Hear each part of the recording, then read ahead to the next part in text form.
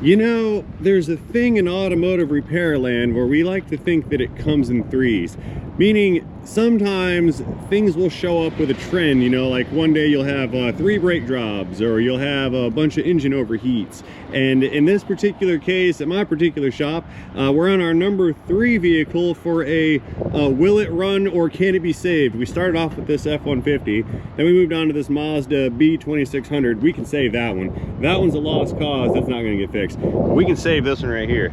But the number 3 on our trending list is gonna be another Pentastar project. This is I think a Dodge Grand Caravan, Rama Caravan, something like that. And we're wondering if this one can be saved. The customer states that it has failed a block test. Now that's a pretty vague and general term, but usually a block test is when we'll put a chemical testing solution in the cooling system, and we look for gases to be escaping, combustion gases rather, to be escaping from the combustion chambers into the coolant system. It is so hot in this car that my camera lens has fogged up. You guys see that? We're disappearing, we're fading fast. Easy hood.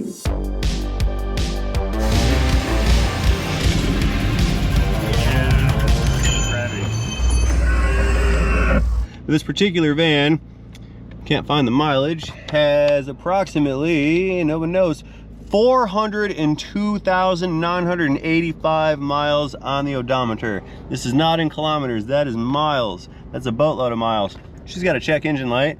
It's got the flat tire warning light, and it's 5 o'clock according to the timepiece over here. That's not accurate, but I assume the mileage is. So what I'm thinking is going on here is, according to the customer, this vehicle will overheat at stoplights, and again it failed the block test. So someone has told them that basically they have either a blown head gasket, or they have like a crack in the cylinder head or something of that nature.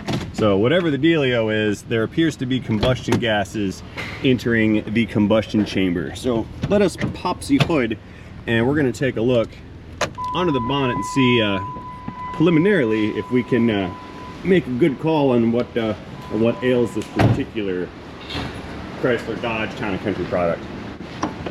Look at that, oh my god.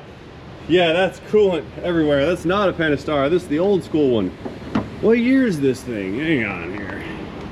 I may have been deceived by my own hatred for Pentastar products. Good old Stellantis. We're looking at a year model. It's a 2011. It was built in the 11th month of 2010. So this must be the last of the Mohicans as far as the 3.8 liter V6 is concerned. We got some blue spark plug wires. I mean, someone's been trying to fix it. All this right here, that's engine coolant everywhere. All that rust looking stained water business is in fact coolant. Let's get some illuminators going here and let's take a closer look. Yeah, I kind of jumped the gun. This 3.8, this is actually the good one. The problem with this drivetrain is the transmissions were the weak points on them, not so much the engines. And in the newer ones, we have flip-flopped that, and the engines are the weak point, and the transmissions are kind of fine. So anyway, someone's put a belt on this, and a tensioner, and some spark plug wires, and a coil, and they deleted the heater core. Okay, yeah, there's the loop around hose right there for the heater core. Looks like maybe they put in a thermostat, or a thermostat housing right there. Radiator's been replaced. Yeah, so now that we've replaced all the parts we can see, we're over here talking about it needs a head gasket because it failed the block test. So let's do some preliminary inspecting on such things. Yeah, look at that. There's no coolant in there. So the coolant's been going somewhere. Okay. Well, let's put some water in it, fire it back up and see what happens. I'm gonna go fetch a no-spill funnel to attach to this. That way, in case it does start gurgling up and everywhere, it's not gonna make a huge mess. So we're gonna put a big old funnel on that guy. Maybe I can just weld the cylinder head back together. What do you guys think? That's a lot of adapters. Okay, yeah, we'll go with this one. Get that little red guy right there. And the extra funnel too. I got a funnel, and then there's a funnel holding all the adapters for the funnel. It's like 2 or 3 of these kits floating around. So let's see which one's gonna fit. Maybe. Did I win right from the get-go? Let's find out today. Screw this thing on. Yeah, that's the one. Cool. Well, that was easy. So now we stick that guy in there. Put a plug in it for later. We'll fill this full of water. I'm not going to waste coolant in case it is blowed up. We can always change it out later. So let's get some water, fill this thing up. We're going to start it, let it run. We're going to observe. I'm not going to do the chemical block test on it. I ran out of the solution. There's like a, basically what you do is you put like, there's like a, I'm going to call it like a vial or something, and it'll stick onto the radiator cap. And what you'll do is you'll fill that that bottle or vial or whatever it is full of like a blue solution. Now what you'll do is you'll put it on there, run the engine, and if combustion gases are making their way into the cooling system through a leak inside of the engine, as they bubble out, they will pass through that bottle and it'll turn the color of the solution from like a blue to a yellow or something like that, or maybe even a green. If it changes color, that's a chemical reaction taking place in that solution, and that indicates the presence of hydrocarbons in the coolant. Now, like I said, I have the bottle for it, but I'm all out of the blue stuff, and the blue stuff is like another 40 bucks. Hey Dave, I found that flashlight. But the blue stuff is like a whole nother like 40 bucks, and I just don't need it, because if this thing is as bad as I think it is, we don't need to do a chemical test on it. So let's fill this thing up full of some water, start it. We're going to observe for some bubbles, and we're going to see if there are in fact combustion gases coming through the engine block. Okay, we have a mixture of 96% water, 4% coolant, because that's what was left in the bottle. So let's just go ahead and fill this up until it stops taking the coolant. Glug, glug. See, I'm glad I didn't drive this thing, or we'd be stranded with an overheated engine at 400,000 miles. Right in there. So what we'll do, we'll give the upper hose here a squeeze. It's going to start to purge out a bunch of air. See that?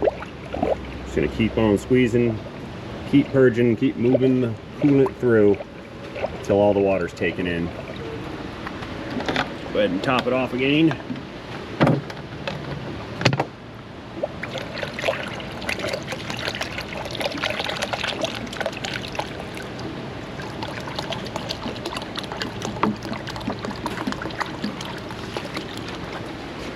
That'll do.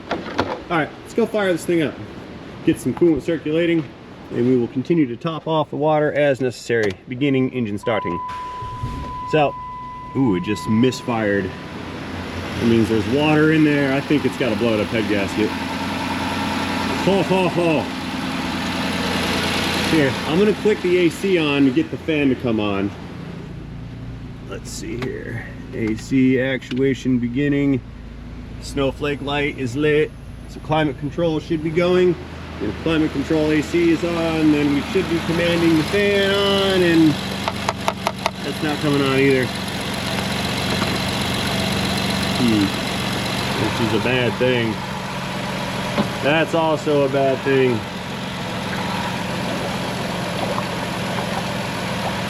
Did the compressor come on? Yes. Yeah, down there the compressor is running. See that? Which means this fan should be commanded on. Let's get a hammer and see if the fan's gonna work again. We need a linear impact driver for this one. So let's see. We'll go with the little hammer. We need horsepower over torque. Get some speed going with it. This hammer's seen better days. I'm losing it.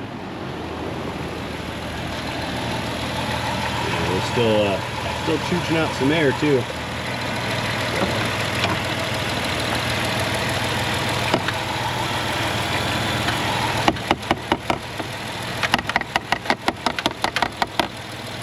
Come on, fan.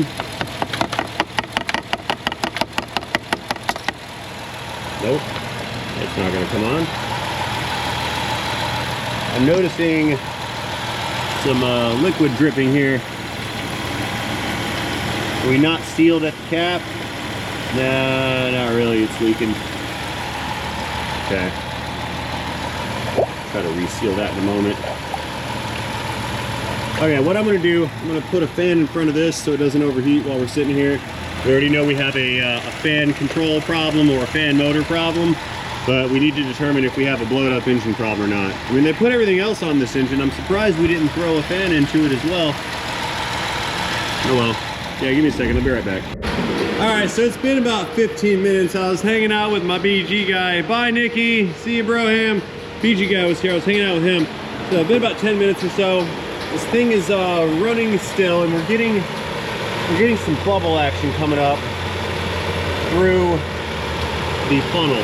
Now, I look down over here, and the fan has come online, which is good. But one thing I'm noticing, you guys see all the sparkles and bubbles and whatnot coming through this this funnel here? All of those little sparkles, that stuff is like a block sealer, or you know, like a bars leak or a head gasket sealer in a can. It's mechanic in a can. That's what we're seeing circulating through the system. So the evidence is stacking up against the head gasket on this 3.8 right here. So someone's poured in some sealant. That stuff looks horrible. It's not coolant. It's like some whole another type of concoction. I'm starting to really think that we have an issue with the head gasket. Let's grab the scan tool and see what that check engine light in there says, and then we'll start making some decisions here on this van. All right, scanner danner. You know, I heard there's another YouTube guy that says scanner danner. Is that like Vice Grip Garage? Does he say that? Or is there a channel called Scanner Danner? I just say it because it sounds cool, but it might be some of that automotive vernacular that has spread throughout the interwebs and infected all of us. And not in a bad way, it's just, you know, like I said, guys tend to use the same terminology because it sounds kind of funny. Anyway, let's get this scan tool here fired up.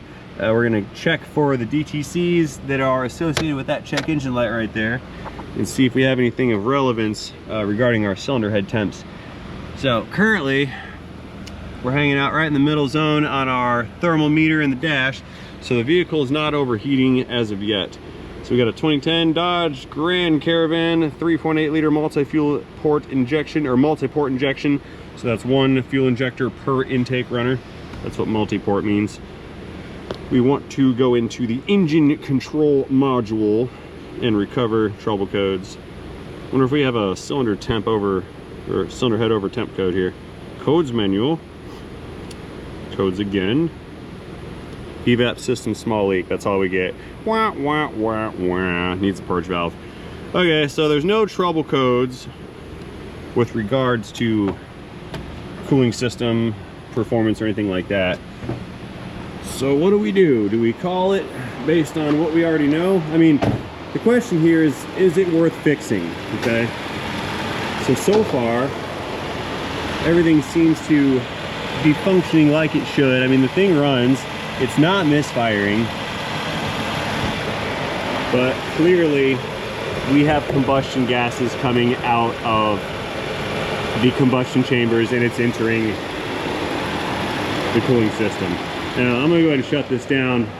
We're gonna hit the key, run back to that funnel real quick because it might start to everywhere like a geyser and blow coolant everywhere. So we power down, see what it does. Yeah, every time it's got a blown up head gasket. She's done. Stand back. Well, yeah, whatever. It's great stuff. See, it was fine when it was running. What's happening here is the coolant is boiling off somewhere in the engine where it was not circulating. So the area where those combustion chamber gases rather were penetrating the cooling system, that area is superheated right now. And now we're done, and it's gonna suck all the coolant back up. There it goes, and that's that. Yeah, we have a blown up head gasket. That's 1000% confirmed. We've got sealant in there, we've got staining. We had a misfire on startup because there was coolant in the chamber and the spark did not ignite the fuel air mixture. We've got the bubbling geyser action. We've got an engine with 400,000 miles on it. So the original question, is it worth fixing? That's not my call. I can't determine the value of such things when it comes to how well the customer wants to spend their money. And this is bothering me. Hang on, side tangent. A little dirt dauber dust. Oh, it had larvae in it too. Good. I killed one. Taking one for the team. So the only thing I can do here is we can offer a path to repair. In a situation like this, I would say it's most cost effective to just try to find a used engine, pull this one out, slap it in there. Because alternatively, what we can do is we can disassemble this one and tear it down. Tear the cylinder heads down, remove the heads, send those to the machine shop, have them checked for cracks. If there's no cracks, you have them machined, flattened out, cleaned up, and then you bolt them back on with a whole boatload of new parts, put it back together, and then there you go. But the problem is how hot did this get while driving? Is there any damage that's irreparable, like to the engine block or even to the cylinder heads? So if we spend all this labor time to tear it all apart, then we find out that the cylinder head is damaged, we need to buy a cylinder head. Well, a replacement cylinder head is going to put you at the cost of a used engine. Then you still have all that labor to throw in there. So the cost and pricing can get out of control very quickly. So normally, like I said, we would advise to just put a new engine in it and have a nice day, or a used one. When it comes to vehicles this old with this kind of mileage, a new engine or a remanufactured it kind of really prices things out of perspective, and it's just not worth it, in my opinion, but that's also the opinion for the customer. So what I would do is I would offer some options here. You got a new engine or slash remanufactured engine, because those prices are pretty close. Then you've got a used engine, and between those options there's always going to be a fixed cost. There's going to be fluid cost and labor cost and miscellaneous things like hoses and thermostats and things like that. And then there is the diagnostic path, which if it works out in the customer's favor can be cheaper, but if something goes sideways, then you have just lost the gamble and you lost the bet, and ultimately you're going to lose money. And what that path entails is, again, stripping this engine down and seeing if it can just be repaired with either a gasket or a cylinder head, things of that nature. I would speculate, though, that considering how the evidence is here that this thing has suffered multiple overheat events, heater core, radiator, head gasket, it's been overheated more than once. And they also said it overheats at stoplights, which means it heat cycles quite often. I would lean towards it's more of a severe of a problem than just a simple head gasket leak. It may just be the head gasket, but that does not mean that the head is not warped or banana shaped, or there's like dirt dauber critters living inside of it like those ones there. I just killed a whole colony. So I'm gonna give my guy some options on this. Realistically though, it may not be worth the money, and this could be the one that finally gets retired and sent to the scrapyard. But we will see, because it's not my money and not my call and not my car, not my decision. But what I can do is, again, offer my customer all the options and information so that they can make a smart and educated decision. So guys, thanks for watching the short video. That's gonna pretty much call it quits on this one right here. We got a blowed up Chrysler product again. That's what they do, but they're built for this, you guys. Let me know what you think about this thing in the comment section down below. Do not forget to engage that like and subscribe button while you're down there, and most importantly, have yourselves a fantastic day. Don't blow your head gaskets. See you guys later in a video, in a Chrysler, Dodge, in a transmission.